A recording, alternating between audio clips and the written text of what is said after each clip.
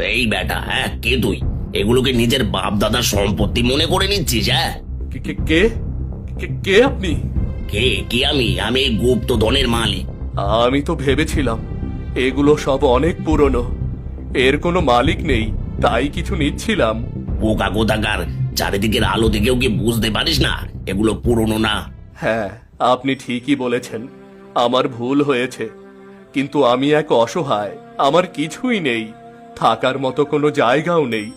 এজন্য এত সোনা দেখে অত কিছু ভাবতে পারিনি আমি। সত্যি তুই অসহায়, তোর কিছুই নেই? হ্যাঁ, সত্যি আমি অসহায়, আমার কিছুই নেই, যার কারণে আমি এক রাজ্য থেকে অন্য রাজ্যে কাজ খুঁজে বেড়াই। কাজ পেলে পেটে ভাত জোটে, নয়তো না খেয়ে রাত কাটে আমার। ঠিক আছে, তুই যখন অসহায় সেই জন্য কিছু স্বর্ণ মুদ্রা নিতে পারিস, কিন্তু বেশি নয়। আপনাকে অনেক ধন্যবাদ।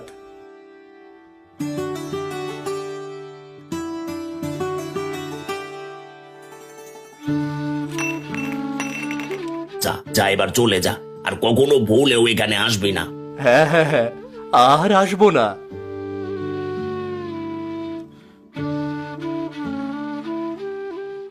এদিকে আকাশ পরিষ্কার হয়ে যায়। তখন অজয় সেই গুপ্ত গুহার মধ্যে থেকে বেরিয়ে পড়ে। ধীরে ধীরে সন্ধ্যা নামে, চারিদিক অন্ধকার হয়ে যায়। আস্তে আস্তে অজয় এক খাবারের দোকানে এসে পৌঁছায়, কিন্তু দোকানটা ততক্ষণে বন্ধ হয়ে গেছে। এটা তো দেখে মনে হচ্ছে কোনো সরাইখানা, কিন্তু এখন তো সম্পূর্ণ বন্ধ। আজকে রাতে আমাকে এখানেই কাটাতে হবে। অজয় রাতে সেখানেই থাকার সিদ্ধান্ত নেয়। এরপর অজয় সেখানেই ঘুমিয়ে পড়ে। সকাল হলে অজয় দেখতে পায় কিছু ছোট ছেলে মেয়ে তার ব্যাগ থেকে স্বর্ণমুদ্রাগুলো নিয়ে পালাচ্ছে। অজয় তখন তাদের পিছু করতে থাকে। হঠাৎ বাচ্চাগুলোর সামনে সেই সরাইখানার মালিক দাঁড়ায়। আরে এই তোরা কি নিয়ে পালাচ্ছিস? দেখুন না, এরা আমার অর্থ নিয়ে পালিয়ে যাচ্ছে। এই তোরা তাড়াতাড়ি এনার অর্থ ফিরিয়ে দে বলছি।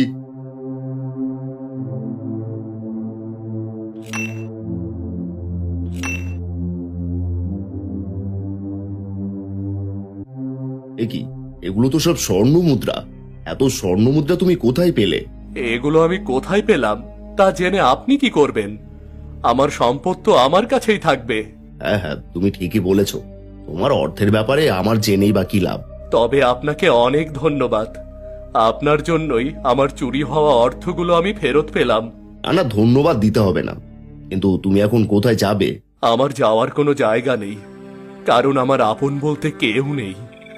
আমার যেখানে ভালো লাগে আমি সেখানেই থাকি। তাহলে তো আমার কাজটা সহজ হয়ে গেল। এবার যে করেই হোক এই স্বর্ণ মুদ্রাগুলো আমার করে নিতে হবে। বলছি কি, তাহলে তুমি আজকে রাতটা এখানেই থেকে যাও না। এখানকার সরাইখানার মালিক আমি। আজকে আমার সরাইখানাতে অনেক বড় আয়োজন হবে, এখানে থাকলে তুমি আনন্দ করতে পারবে। ঠিক আছে, আপনি যখন বলছেন তাহলে এখানে থাকতে আমার কোনো আপত্তি নেই। কিন্তু আমার কিছু ভালো পোশাক প্রয়োজন। এখানে দর্জির ঘরটা কোথায় আমাকে একটু বলবেন কি? হ্যাঁ হ্যাঁ, কেন বলবো না, তুমি আমার অতিথি। এই সামান্য সামনে গেলেই পেয়ে যাবে। এই ছোট, তুই যা, এনাকে দর্জির কাছে নিয়ে যা। ঠিক আছে, চলুন।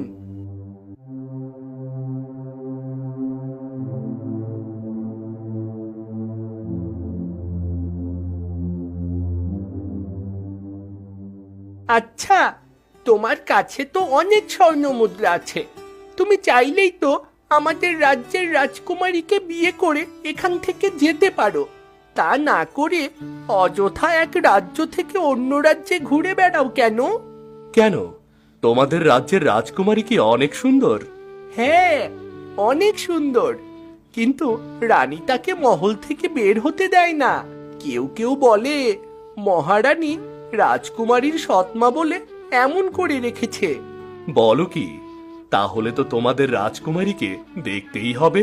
তুমি এমনি এমনি রাজকুমারীকে দেখতে পারবে না। রাজকুমারীকে দেখতে হলে তোমাকে রাজকুমার সেজে তারপর মহলে যেতে হবে। তাহলে আমি রাজকুমারের পোশাক কোথায় পাবো? চিন্তা করো না, আমরা যে দর্জির কাছে যাচ্ছি তার কাছে রাজকুমারের অনেক পোশাক আছে। বেশ, তাহলে তো কোনো চিন্তাই রইল না। এবার আমি তোমাদের রাজকুমারীকে দেখেই ছাড়ব। অজয় দর্জির দোকানে গিয়ে রাজকুমারের পোশাক কিনে নেয়। এরপর অজয় সরাইখানাতে ফিরে আসে। এর মধ্যেই সন্ধ্যা নেমে আসে। সন্ধ্যা নামলে সরাইখানাতে জমজমাট খাবারের আয়োজন করা হয়।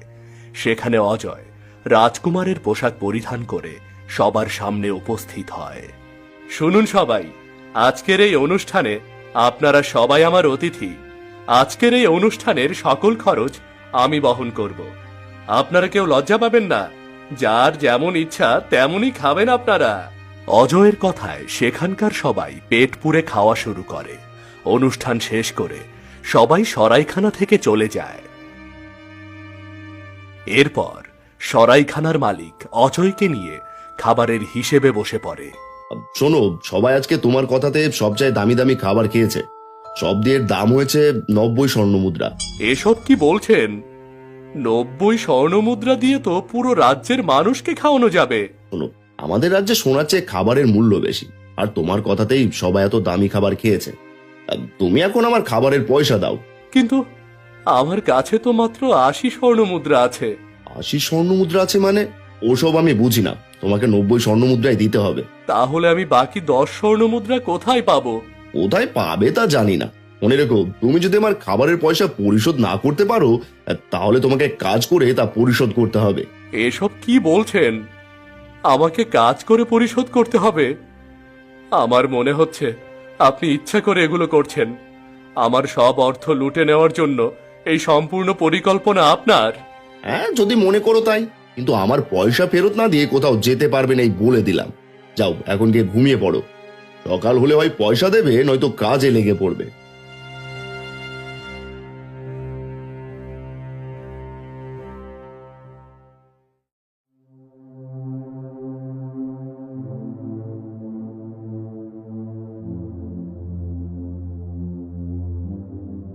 কি হয়েছে?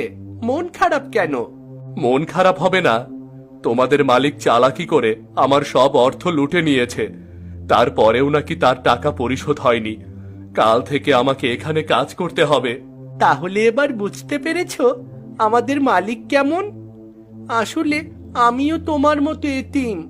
এই লোকটা আমাকে দুবেলা খাবার দেয় বলে অন্যজনের পকেট মারতে বাধ্য করে। এত খারাপ তোমাদের মালিক? এ কথা তো তুমি আমাকে আগে বলনি। আপনাকে আগে বললে সে যদি তা কোনোভাবে জানতে পারতো, তাহলে আমাকে মেরেই ফেলতো।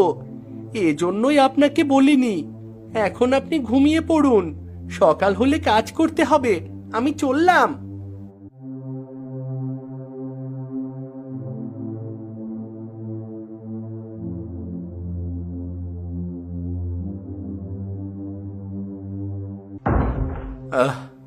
এখন কি করি? আমি এই সরাইখানাতে কি করে কাজ করব? ও, মনে পড়েছে, আমার কাছে তো একটা সোনার জলের পাত্র রয়েছে। এটাই খুলে দেখি যদি এর মধ্যে কিছু থাকে।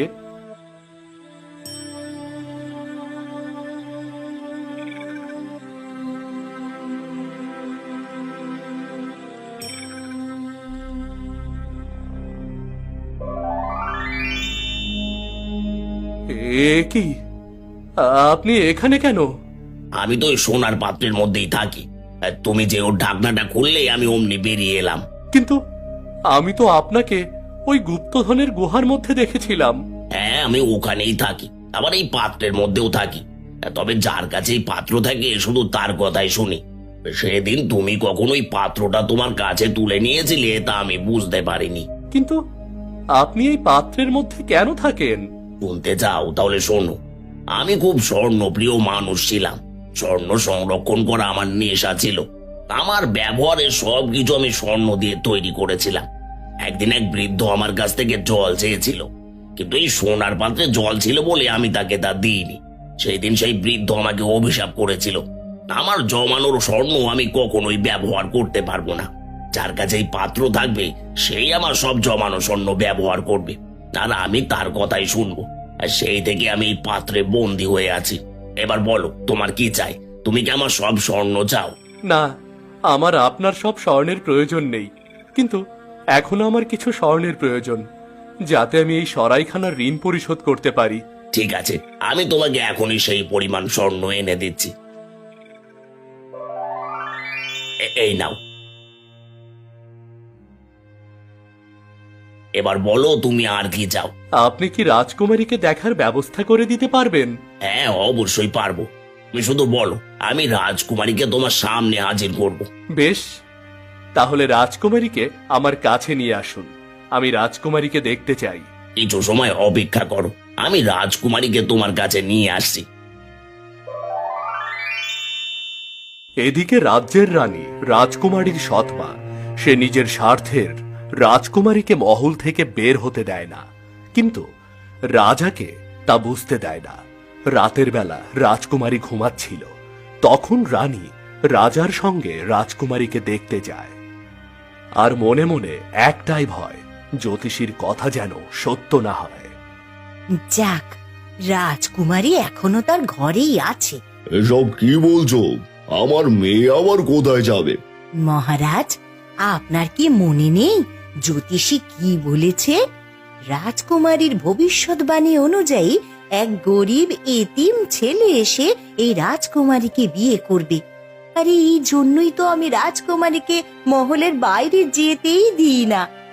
একবার যদি সেই গরিব ছেলে রাজকুমারীকে বিয়ে করে, তাহলে তো সে এই রাজ্যের রাজা হয়ে যাবে। তখন একজন গরিব এই রাজ্য চালাবে। ঠিক আছে, চলো এবার মেয়েটাকে ঘুমোতে দাও।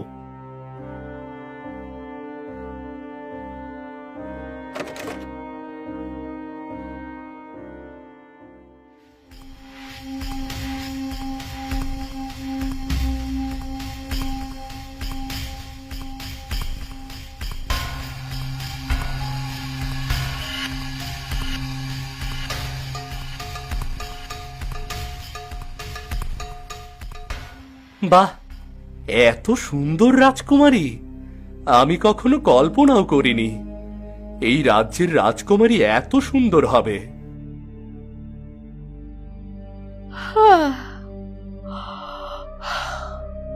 হে, আমি কোথায়? আর আমি এখানে কেন? আপনি আপনি কে? আমি তোমার স্বপ্নের মানুষ, তুমি এখন স্বপ্ন দেখছো। সত্যি আমি স্বপ্ন দেখছি? হ্যাঁ, সত্যিই তুমি স্বপ্ন দেখছো, নয়তো তোমার দামি বিছানা আমার ঘরে আসবে কেন বলো? হ্যাঁ, তাই তো। কিন্তু আমি আপনাকে স্বপ্নে কেন দেখছি বলুন তো? কারণ আমি তোমার জীবন সঙ্গী, খুব তাড়াতাড়ি তুমি আমাকে তোমার সামনে দেখতে পাবে। যাও, এবার তুমি মহলে ফিরে যাও। এটা বলার পর জাদুকর বৃদ্ধ বুঝতে পারে রাজকুমারীকে এখনই এখান থেকে নিয়ে যেতে হবে। তখন সে সেখানে উপস্থিত হয়ে রাজকুমারীর বিছানা সহ রাজকুমারীকে সেখান থেকে নিয়ে চলে যায়। এদিকে রানী রাতের বেলা জানালা দিয়ে তারা দেখছিল। হঠাৎ সে দেখতে পায় আকাশ দিয়ে রাজকুমারী উড়ে আসছে। তখন সে দ্রুত রাজকুমারীর কক্ষের সামনে চলে আসে। এর মধ্যেই জাদুকর রাজকুমারীকে তার জায়গায় রেখে চলে যায়। রানী দরজা খুলে দেখতে পায় রাজকুমারী তার বিছানায় ঘুমিয়ে আছে।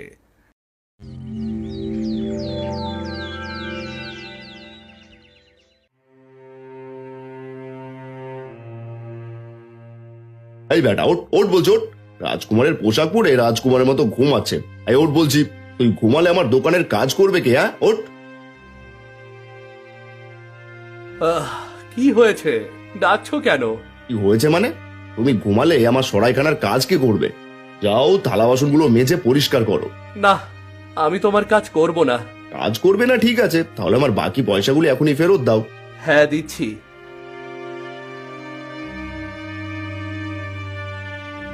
এবার যাও, তোমার কাছে আমি 10টা স্বর্ণমুদ্রা ঋণী ছিলাম, ওখানে 20টি স্বর্ণমুদ্রা আছে। বাকি 10টি তোমার এখানে থাকার জন্য আমি তোমাকে অগ্রিম দিয়েছি। যাও এবার এখান থেকে। তো তোমার কাছে তো স্বর্ণমুদ্রা ফুরিয়ে গিয়েছিল, কি করে এতগুলো স্বর্ণমুদ্রা পেলে? তা জেনে তোমার লাভ কি? তোমারটা তুমি পেয়েছো, এবার যাও এখান থেকে। তখন সে সেখানে উপস্থিত হয়ে রাজকুমারীর বিছানা সহ রাজকুমারীকে সেখান থেকে নিয়ে চলে যায়। এদিকে রানী রাতের বেলা জানালা দিয়ে তারা দেখছিল। হঠাৎ সে দেখতে পায় আকাশ দিয়ে রাজকুমারী উড়ে আসছে। তখন সে দ্রুত রাজকুমারীর কক্ষের সামনে চলে আসে।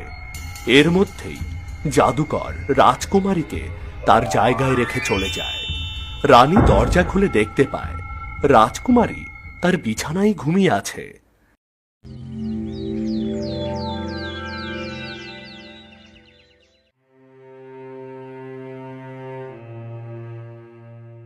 এই বেটা ওট ওট বলছি ওট। রাজকুমারের পোশাক পরে রাজকুমারের মতো ঘুমাচ্ছে। এই ওট বলছি, তুই ঘুমালে আমার দোকানের কাজ করবে কে? হ্যাঁ ওট। কি হয়েছে, ডাকছো কেন? কি হয়েছে মানে? তুমি ঘুমালে আমার সরাইখানার কাজ কে করবে?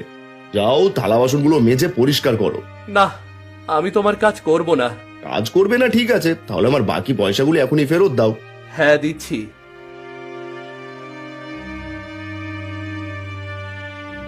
এবার যাও, তোমার কাছে আমি 10টা স্বর্ণমুদ্রা ঋণী ছিলাম।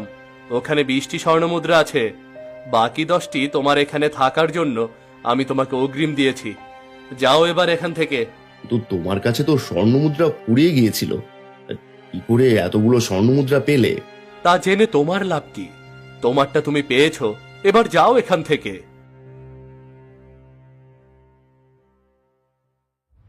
কিছুক্ষণ পর অজয় কিছু দামি উপহার নিয়ে গিয়ে সোজা রাজদরবারে গিয়ে হাজির হয়।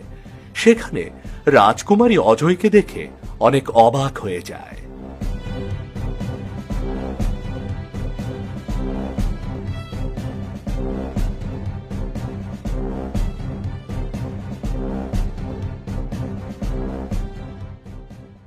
এ কি, আপনি আপনি এখানে?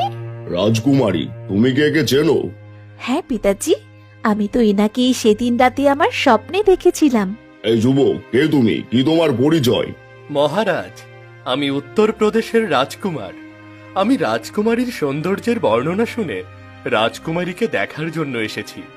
কিন্তু আমি রাজকুমারীর সম্বন্ধে যতটুকু শুনেছি তার চেয়ে রাজকুমারী অনেক সুন্দর। মহারাজ, আমার কিন্তু সন্দেহ লাগছে।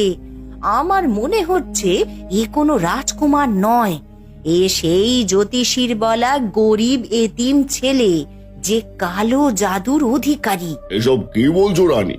হ্যাঁ মহারাজ, আপনি আমাকে কিছুটা সময় দিন, আমি এখনই ওকে পরীক্ষা করছি। ঠিক আছে, তোমাকে কিছু সময় দিলাম, তারপর আমি এর সম্বন্ধে ভাববো।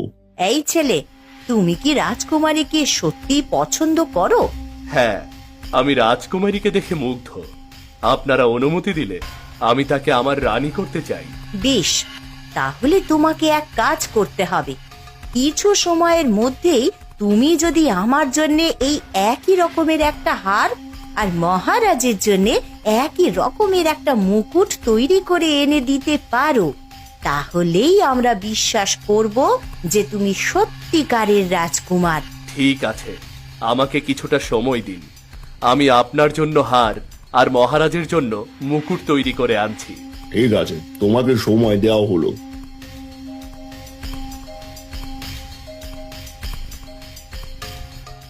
অজয় অধিক সরল হওয়ায় দুষ্টু রানী চালাকি ধরতে পারে না।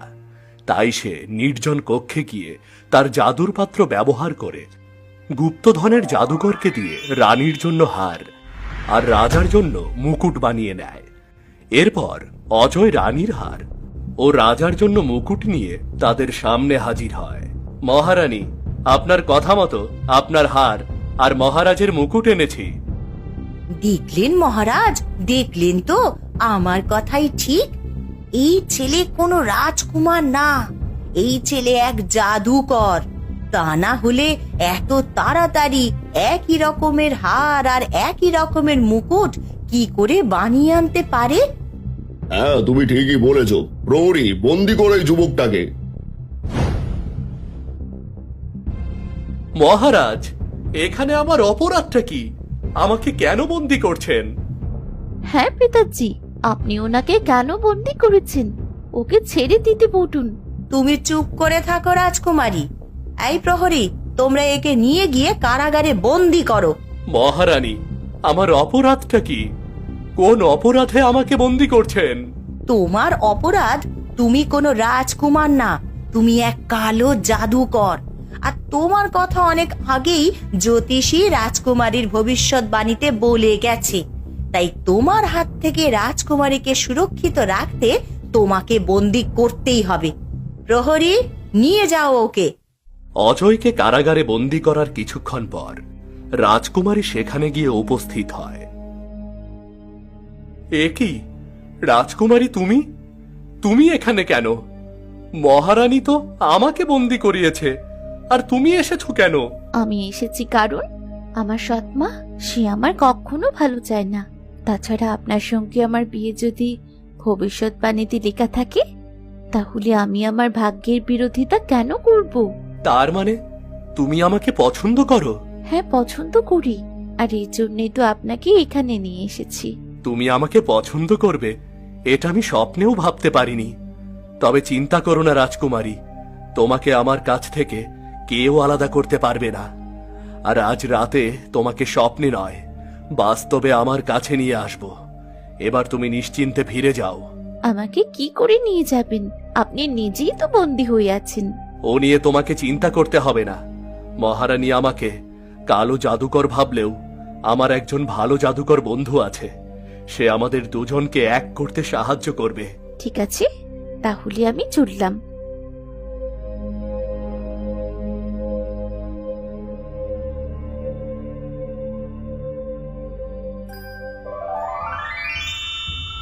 বলো আমাকে কি করতে হবে? আমাকে এখান থেকে নিয়ে চলো। কিছুক্ষণ পর প্রহরীরা এসে দেখতে পায় অজয় কারাগারে নেই। তখন তারা দ্রুত রানীর কাছে গিয়ে সবকিছু খুলে বলে। কিন্তু রানী তখন ভাবতে থাকে কি করে অজয়ের কাছে পৌঁছানো যাবে। এরপর দুষ্টু রানী রাজকুমারীর কক্ষে গিয়ে রাজকুমারীর বিছানায় নিজেকে আড়াল করে ঘুমিয়ে থাকে। রাত কিছুটা গভীর হলে জাদুকর এসে রাজকুমারী ভেবে রানীকে নিয়ে সেখান থেকে চলে যায়। রাজকুমারী, তোমাকে আমার কাছ থেকে কেউ লুকিয়ে রাখতে পারবে না। ওঠো রাজকুমারী, ওঠো।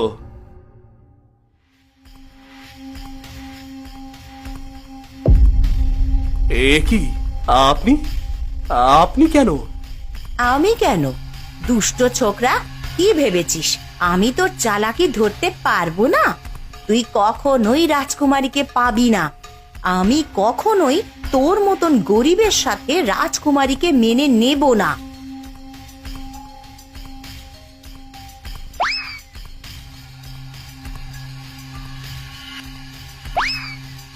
এ কি, আমার জাদুর পাত্র তো নিয়ে গেল। তার মানে রানী সবকিছু আগে থেকেই জানে। গুপ্তধনের জাদুকর, কোথায় তুমি? আমি এখানে, কিন্তু এখন আর তোমার কাছে সেই জাদুর পাত্রটি নেই, যার কারণে আমি আর তোমার কোনো কথা শুনবো না। এখন না চাইলে ওই পাত্র যার কাছে থাকবে তার সব কথা আমাকে শুনতে হবে। আমি চললাম। এদিকে রাজকুমারী রানীর ষড়যন্ত্র বুঝতে পেরে রাতের বেলা গোপন মহল থেকে পালিয়ে যায়। কিছুক্ষণ পর রানী রাজার কাছে মহলে ফিরে আসলে এক প্রহরী এসে রাজকুমারীর নিখোঁজ হওয়ার ব্যাপারে জানায়। মহারাজ, সর্বনাশ হয়ে গেছে। রাজকুমারী যে কক্ষে ছিল সেই কক্ষের জানালা ভেঙে পড়ে আছে, আর সেখানে রাজকুমারীকে খুঁজে পাওয়া যাচ্ছে না। মহারাজ, নিশ্চয়ই এটাই গরিব জাদুকর ছেলের কাজ। সেই আমাদের রাজকুমারীকে উঠিয়ে নিয়ে গেছে। এত বড় সাহস ওই ভিনদেশী যুবকের! প্রহরী, তুমি সারা রাজ্যে ঘোষণা করে দাও যে ওই ভিনদেশী যুবককে ধরিয়ে দিতে পারবে, তাকে আমি পুরস্কৃত করব। মহারাজ, শুধু অন্যদের আশায় থাকলে চলবে না। আপনাকেও রাজকুমারীকে খুঁজে বের করতে হবে। তা না হলে তো ওই জাদুকর আমাদের রাজকুমারীর সর্বনাশ করে ফেলবে। হ্যাঁ, তুমি ঠিকই বলেছো রানী। আমি এখনই রাজকুমারীকে খুঁজে বের করার জন্য বেরিয়ে পড়ছি। প্রহরী, চলো।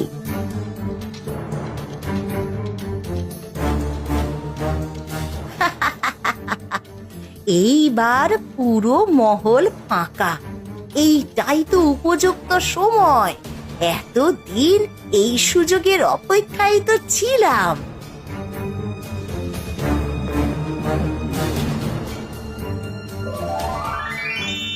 বলুন রানী, আপনার কি চাই? হ্যাঁ, আমার অনেক সোনা দানা মণিমুক্ত চাই। তাড়াতাড়ি আমার সামনে তোমার সোনা দানা মণিমুক্ত হাজির করো।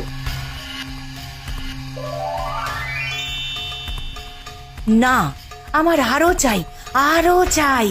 আরো সোনা দানা নিয়ে আসো। কিন্তু আমার জমানো সব স্বর্ণ তো নিয়ে এসেছি, এখন তো আমার কাছে কোনো স্বর্ণ নেই। ঠিক আছে, তাহলে এইবার রাজকোষের সকল অর্থ নিয়ে আসো। ঠিক আছে, এখনই আনছি।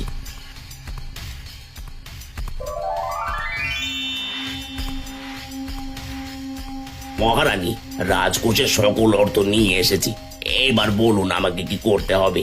হ্যাঁ, এইবার এই সব স্বর্ণ একটা গাড়িতে তুলে দাও। রাজা মহলে ফেরার আগেই এইগুলো নিয়ে আমি এই রাজ্য ছেড়ে চলে যাব। গুপ্তধনের জাদুকর রানীর কথা মতো তার সকল অর্থ আর সাথে রাজকোষের সকল অর্থ একটি গাড়িতে তুলে দেয়। রানী সেই গাড়ি নিয়ে মহল থেকে রাতেই অন্য রাজ্যের উদ্দেশ্যে পালাতে শুরু করে। এদিকে রাজকুমারী অজয়ের কাছে গিয়ে পৌঁছায়।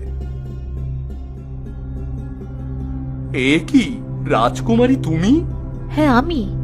আমার সৎমা যখন আমাকে কক্ষ থেকে বের করে দিয়েছিল, তখনই আমি বুঝতে পেরেছি তুমি কোনো না কোনো বিপদে পড়বে। তাই আমি নিজেই তোমার কাছে চলে এসেছি। হ্যাঁ, তোমার সৎমা আমার জাদুর পাত্র চুরি করে নিয়ে গেছে। তাহলে এবার কি হবে? সে চাইলে তুই জাদুকরের সাহায্যে আমাদেরকে আলাদা করে ফেলতে পারবে। না, সে তা কখনো চাইবে না। আমি তাকে দেখে বুঝতে পেরেছি তোমার প্রতি তার কোনো মায়া নেই। সে সব কিছু করেছে তার নিজের স্বার্থের জন্য। হয়তো সে ওই গুপ্তধনের জাদুকরকে দিয়ে তোমাদের সব সম্পদ লুট করে পালিয়ে যাবে। এতে তোমাদের রাজ্য একদম গরিব রাজ্য হয়ে যাবে। তাছাড়া এত লোভী মানুষের কাছে এমন শক্তি থাকলে সবার সর্বনাশ হয়ে যাবে। তাহলে এবার কি করবে? যে করেই হোক রানীর কাছ থেকে আমাদেরকে ওই জাদুর পাত্র উদ্ধার করতেই হবে। তাহলে আবার সবকিছু ঠিক করা যাবে। তাহলে তাড়াতাড়ি চলো। নিশ্চয়ই এতক্ষণে আমরা পালিয়ে আসার খবর সবাই জেনে গেছে, আর সবাই মিলে খুঁজছে হয়তো আমাদের।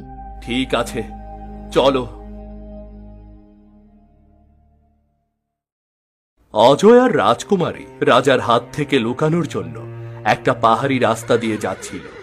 হঠাৎ তারা ঘোড়ার গাড়ি আসার শব্দ শুনতে পায়। রাজকুমারী, মনে হচ্ছে কোনো ঘোড়ার গাড়ি আমাদের দিকে আসছে। আমাদেরকে লুকোতে হবে।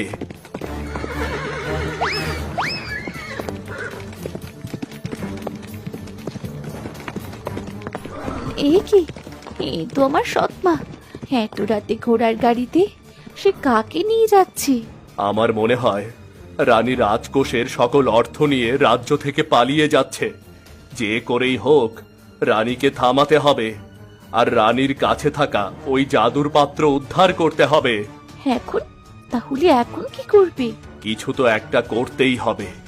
আমি তোমাকে যা যা বলি তুমি তাই তাই করো।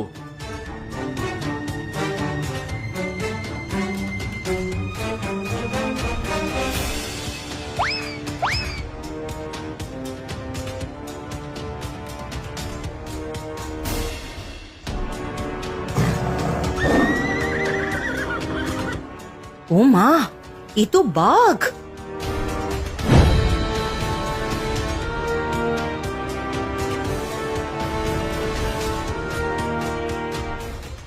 এ কি দুষ্টু ছোকরা, তুই বাঘ সেজে আমার সামনে দাঁড়িয়েছিস? হ্যাঁ, আমি। এবার বলুন, আপনি রাতের বেলা রাজমহল থেকে কি চুরি করে নিয়ে পালিয়ে যাচ্ছেন? বলুন। সেই কৈফিয়ত কি তোকে দিতে হবে?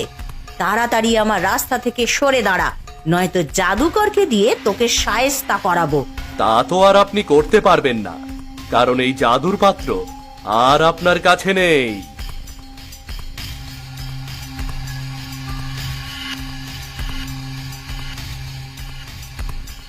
রাজকুমারী, ওই জাদুর পাত্র আমাকে দিয়ে দাও। না, এই জাদুর পাত্র তোমাকে কখনো দিব না। এবার আমি তোমার আসল চেহারা সবার সামনে তুলে ধরবো। তুমি এতদিন আমায় বন্দি করে রেখেছো শুধু নিজের স্বার্থের জন্যে। এবার এবার তোমার সব সত্য সবাই জেনে যাবে।